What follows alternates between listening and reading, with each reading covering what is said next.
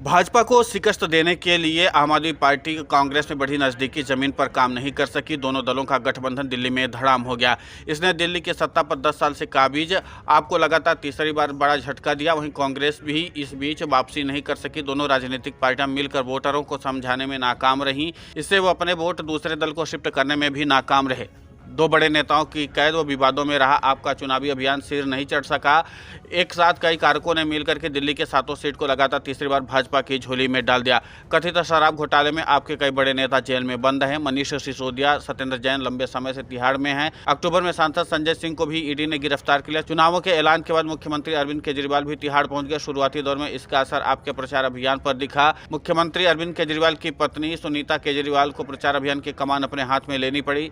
जब संजय सिंह और अरविंद केजरीवाल जेल से बाहर आ गए तो ऐसा लग रहा था कि आपकी मुहिम रंग दिखाएगी। लेकिन इसी बीच आप सांसद स्वाति मालीवाल का मामला सामने आ गया। मुख्यमंत्री आवास के अंदर मालीवाल से मारपीट के आरोपों पर पूरी पार्टी रक्षात्मक मुद्दे में आ गई। बड़े नेता इस मसले पर जगह जगह सफाई देते दिखे। अमूमन आक्रामक रहने वाले केजरीवाल ने भी इस मुद्दे पर चुप्पी साध ली। इसके उलट भाजपा ने इसे महिला सुरक्षा का मुद्दा बना लिया। इससे आपके अभियान को धार नहीं मिल सकी। केजरीवाल की गिरफ्तारी के बाद आपने जेल का जवाब वोट से कैंपेन चलाया। सलाखों के पीछे केजरीवाल को दिखाकर पार्टी को भरोसा था कि उसके पक्ष में सहानुभूति की लहर चलेगी और दिल्ली में 2 से 3 सीटें हासिल करने में कामयाबी मिलेगी। लेकिन हर दिन उठ रहे नए विवादों के बीच अभियान कारगर साबित नहीं हो सका। ऐसे में आम आदमी पार्टी एक भी सीट हासिल नहीं कर सकी। वोटों का बिखराव रोकने के लिए आपने पहली बार कांग्रेस की सीटों से समझौता किया था। उम्मीद थी कि एकमुश्त भाजपा विरोधी मत मिलने से दोनों का फायदा होगा। लेकिन गठबंधन को न तो जनता ने स्वीकार किया, न ही पार्टी के नेताओं ने। दोनों ही दलों के जमीनी कार्यकर्ता, कई बड़े नेता भी इस गठबंधन को लेकर के सहज नहीं थे। यहां तक कि तत्कालीन कांग्रेस अध्यक्ष अरविंदर सिंह लवली ने तो विरोध स्वरूप इस्तीफा दे दिया और अपने समर्थकों के साथ भाजपा में शामिल हो गए। मजबूत संगठन से भाजपा प्रत्याशियों की जीत की राह आसान हो गई। पार्टी ने एकजुट होकर इकाई की तरह काम किया, जिसका परिणाम अब सामने है। पार्टी ने प्रदेश अध्यक्ष वीरेंद्र सचदेवा के नेतृत्व में कई माह पहले से प्रत्येक बूथ को मजबूत करने का काम शुरू कर दिया था। प्रत्येक बूथ पर 11 और उससे अधिक समर्पित कार्यकर्ताओं को पन्ना प्रमुखों की टीम तैनात की गई।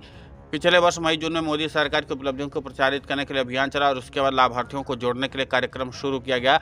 चुनाव प्रत्याशियों की घोषणा से पहले ही पार्टी ने लोकसभा और विधानसभा प्रभारियों की तैनाती व चुनाव प्रबंधन समितियों की घोषणा की तैयारी शुरू कर दी थी।